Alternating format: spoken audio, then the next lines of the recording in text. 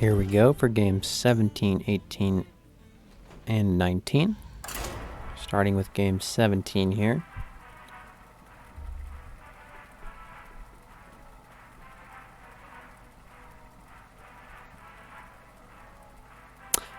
Actually, this is going to be games 17, 18, 19, and 20. We've got 4 games, but one of them's kind of not a game, so...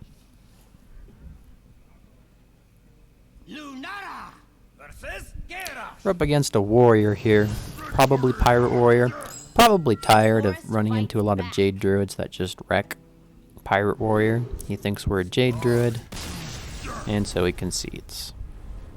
It's a win, it breaks our losing streak. It's not really a win.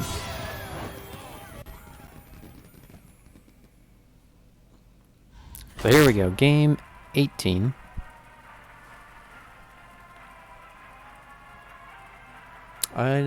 I hope that this example shows that you really should never concede.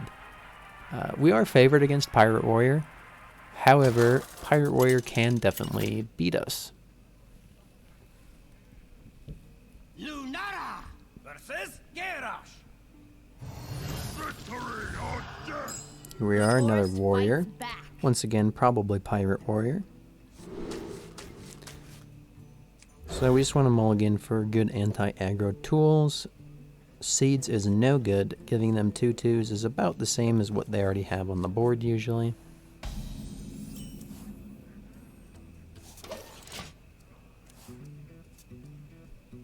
We get to go first, which is kind of nice. Sure enough, here come the pirates. Rising Winds. We want a 3/2. Not that great against their board, but better than drawing. The thing about our deck is we don't really have good board clears, so we need to fight for board with our creatures.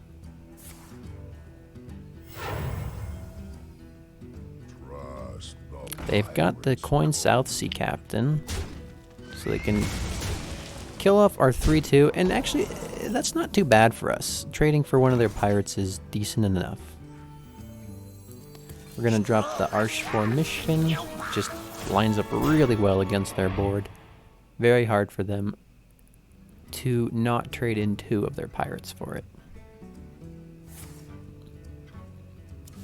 They're gonna draw a weapon, and we're gonna take down 2 of their pirates with the Mishven.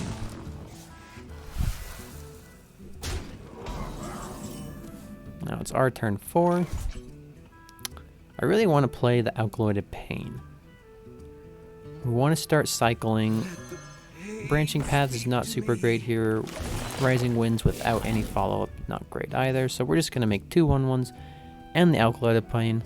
We're not going to shoot that Pirate Captain because we have no idea what their turn is going to do. Having the 2 1/1s gives us a lot more flexibility in what they might do. It provides more bodies to absorb shots from cannon fire. What now? And if they don't clear our board, we can Branching Paths and probably clear theirs. Here they're going to kill our Alkaloided Pain with an Ankar.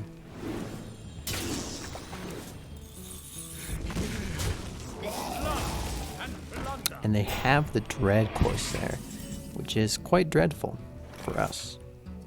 Protects their captain from hero power and trade. So this turn, we don't want a Dirty Rat. Their pirates are big enough that it's just not worth it. Branching Paths not doing much. Rising Winds is a 3/2. It's okay.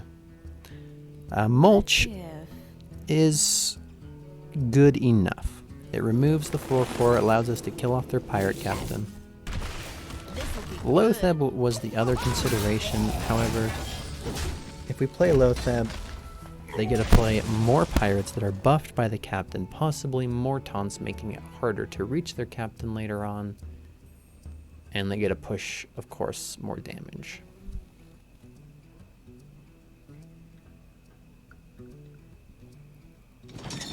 Our hand is looking pretty sketchy right now. We have a 10-drop, which we can't play. Dirty Rat is almost unplayable. Loatheb doesn't really do anything. And we have two cards that pretty much are just going to draw. Drawing into Floop does not help the situation. So with this hand, I'm thinking we need to draw. So I want to cycle the Rising Winds and then probably just gain 12 armor with the branching paths, buy us a turn. Trying to get to Reno, trying to get to Zephyrus.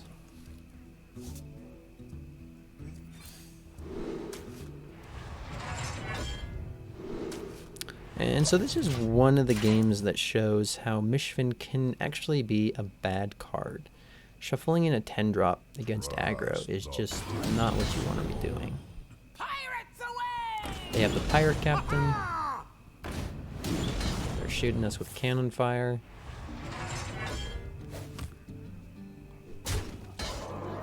Looks like the pirates have us in their cutlasses, I guess.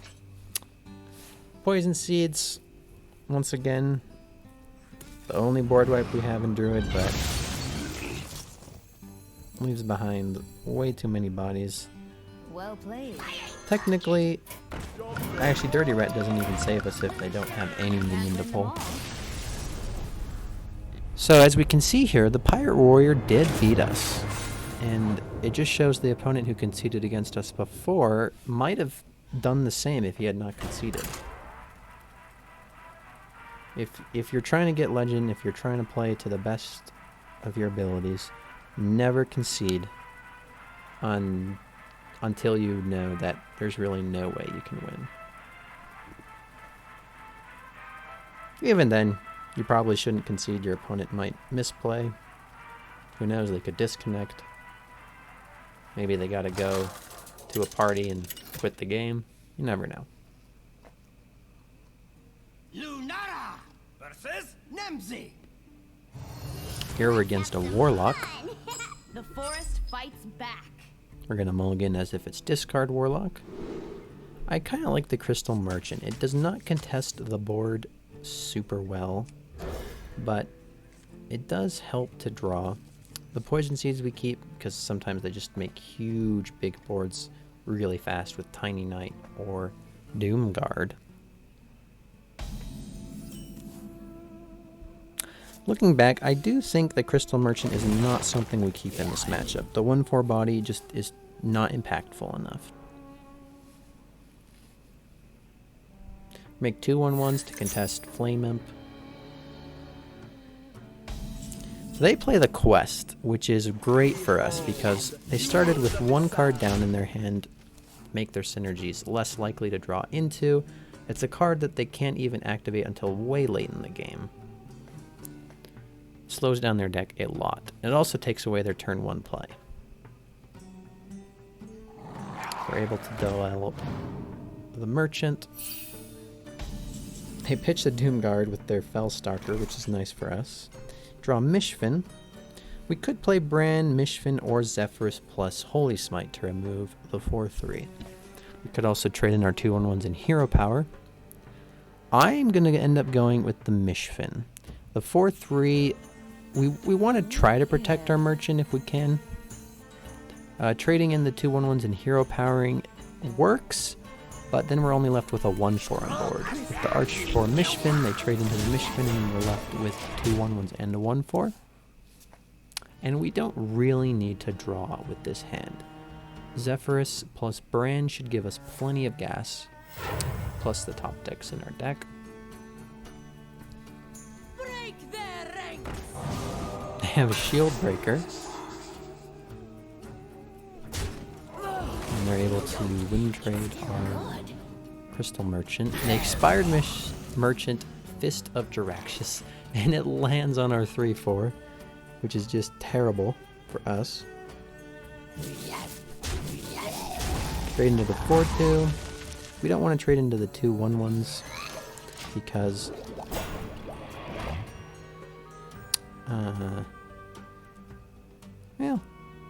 you could have traded into the 2 1/1s or the 4/2. Takes off the same amount of power either way. You don't. It's still good. Him another expired Merchant for another Fist of Jiraxius. Wins the 50-50 to remove the card Tar Creeper.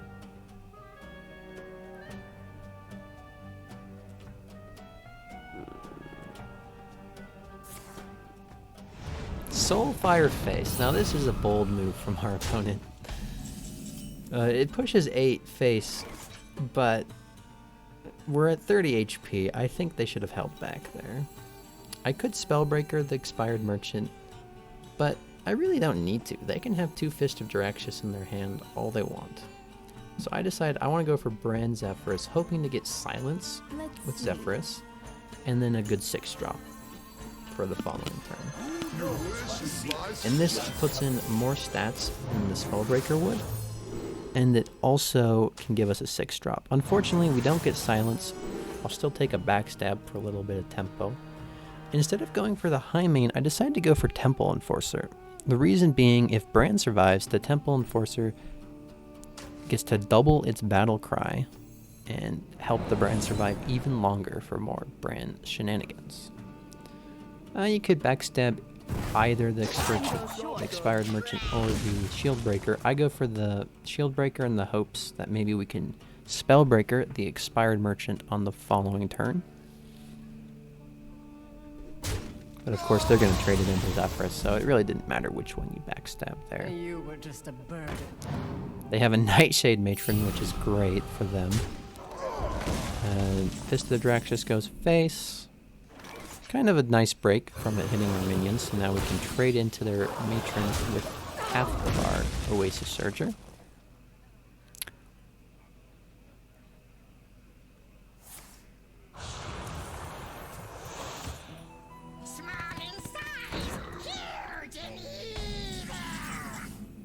Just a tiny knight, pretty slow turn for our opponent. Temple Enforcer. Great here, keeping our 3/3 alive. And developing a 5/6.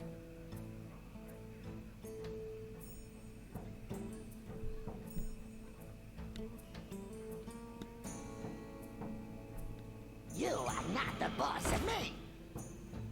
The truth is in here.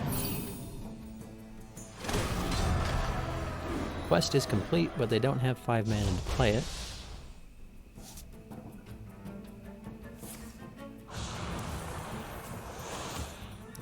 The Imp plus the Librarian is a nice little combo. They also develop a Tiny Knight. And so they have the quest online. I'm running a little low on gas. We'll cycle and see what we get. Spellstone. 30 rat. Just a bird.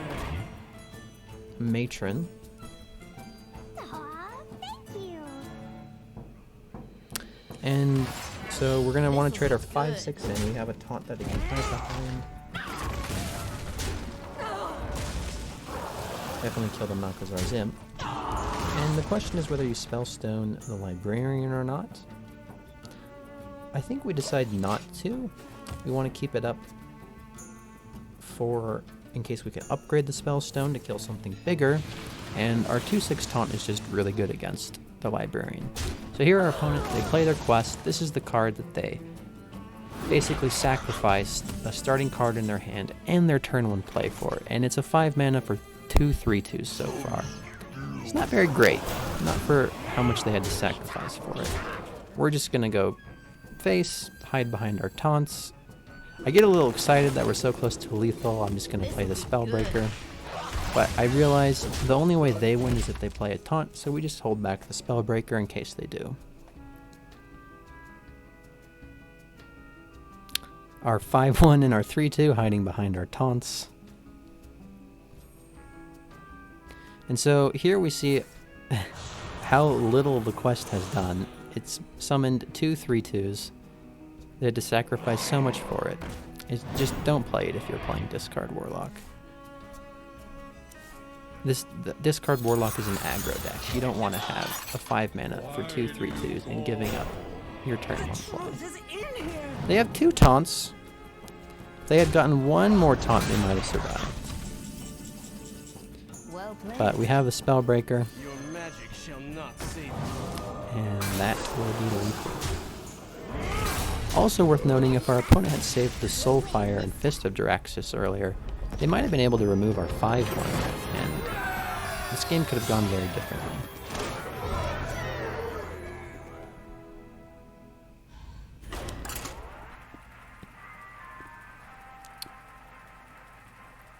me see. This should be game 19, I think.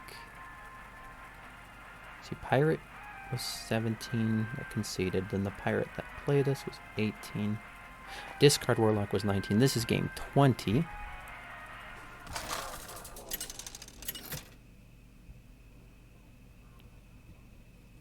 Lunara versus Illidan. Demon Hunter. The forest fights back. So just want anti-aggro tools, play the beetles perfect. Consider the mulch because it can remove problematic minions such as Priestess of Fury, Satyr Overseer, Hengeclan Thug. But in the end we mulligan it. It's just a little slow for what we want in our starting hand. I keep the Alkaloid Pain. The 1/3 body is surprisingly nice. And drawing cards is along with that is good.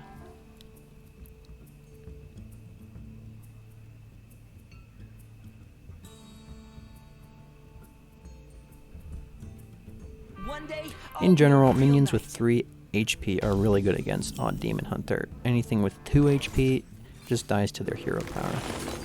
So we're gonna kill their Inspired guy, Lowly Squire. It's basically just a Battle Fiend. The other play would have been to coin out the beetle. The problem there is we have no follow-up turn 2.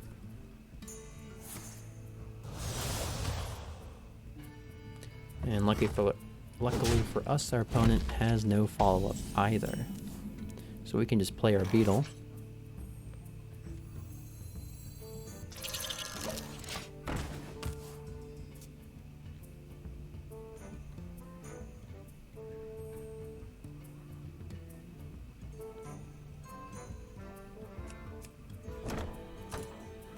And our opponent makes a really interesting play here. They play Satyr Overseer. Which maybe they really want tempo that badly. Of course we trade into it with a needle. Play the Alkaloid Pain. If I was my opponent, I might have just hero powered the beetle and passed. The following turn they could finish off the beetle, play the Overseer, get a 2/2 out of it.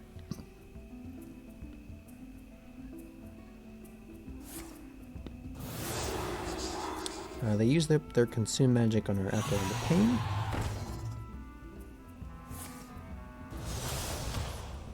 Drop a Battle Fiend. Hey, I got you, friend. And throw on a Beaming Sidekick. So our turn. There's a lot of choices this turn. We could Spellbreaker the Battle Fiend. We could coin Sludge Belcher. We could play a Flute Alkaloid of Pain. We could Wrath plus Crystal Merchant. We could Wrath Crystal Merchant coin to draw. In the end, I decide to coin the Sludge Belcher. The reason is the Demon Hunter is going into turn 5 when their best play would be Warglaves. And I really want them to Warglaves all through my Sludge Belcher. And then just really grow their Battle Fiend. And then we can silence the Battle Fiend with the Spellbreaker. If we were to do some other play, like Crystal Merchant or Spellbreaker, they might not play the Warglaves and have it on a later turn that might do more damage against us.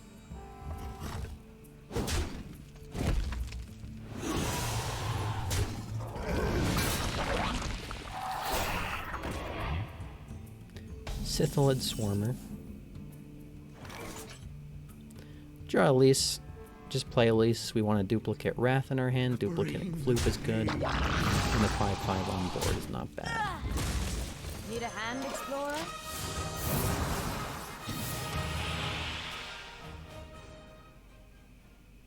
Biggest thing is just duplicating that Wrath for more removal.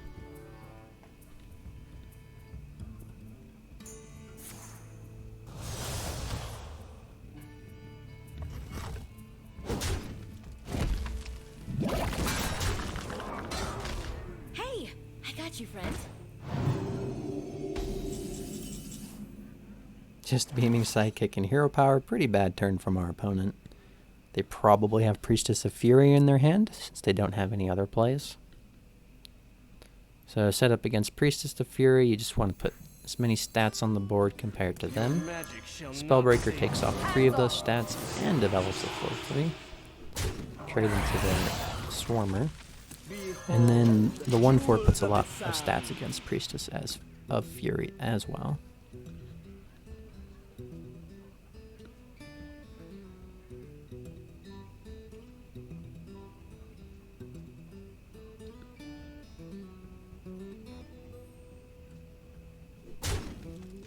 My blades will sing. Opponent goes face and prays that the Priestess of Fury does the job. Our Spellbreaker is alive at 1 health, which possibly might have been different if the opponent had traded in their Beaming Sidekick. Possibly. We don't know where the other damage would have gone necessarily. Die, mage. We definitely want to kill the Priestess of Fury. We've got Wrath, we've got Surger. Decided to go for the Surger play, just because any other play with Wrath is not great, whereas with Surger we can play 2-drop. I'm going to go with the Crystal Merchant. Once again, more HP on board, good against the Priestess of Fury.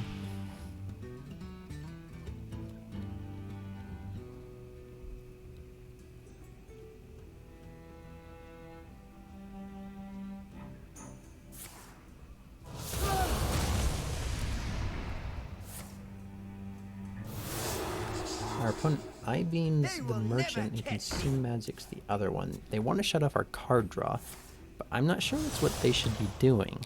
We have a big hand. They need the board. I would have I-beamed the Surger. Although, I guess they could Hero Power the Surger. Yeah, that's actually a fine move by our opponent. We want to kill the Overseer. Developing the Defender is pretty good. They've already used their Consume Magics this game. Trade off the 2/1. And it's kind of looking like a wrap this game. They have 1 more Priestess of Fury and a Baku for big threats, but we have Zephyrus and Floop Zephyrus to deal with those.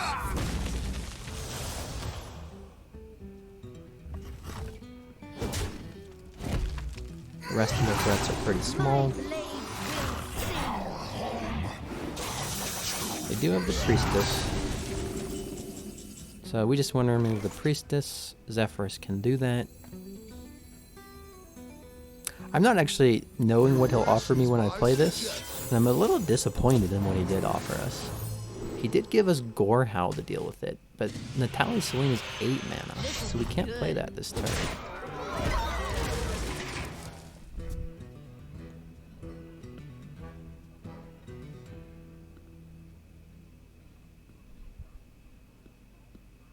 It's good to know that he's not that great when you only have 7 mana. He doesn't offer you that much.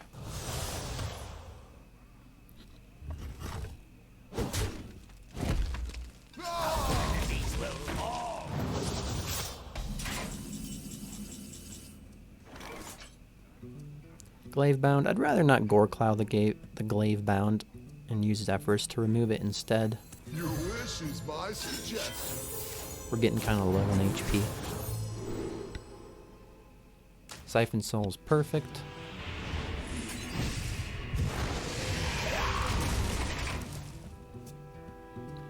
All that's left is another Glavebound Adept and a Baku in their deck, and then small minions. Between Zephyrus, with the Floop Zephyrus, and Zola, and Wrath, we should be able to deal with whatever they put out.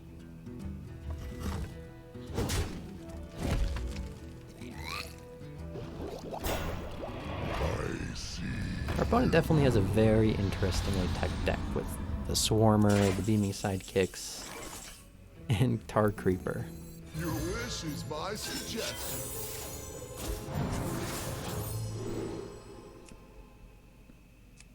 Side, I think we go with the Earth Elemental here.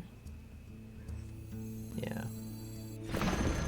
This'll be good. This way we set up lethal, and they've already used their consume magics. It's just a lot of stats they cannot deal with.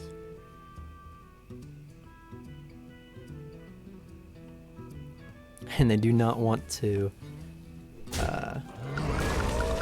Warblades into that for sure.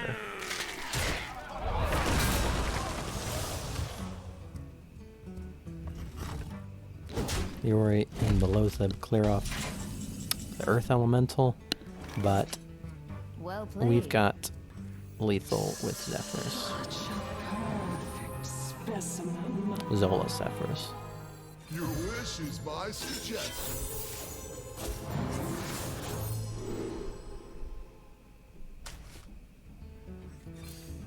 This'll be good.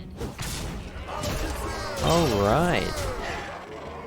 That's 2 real wins after that horrendous losing streak, and then 1 free win from the seed. Things are looking up.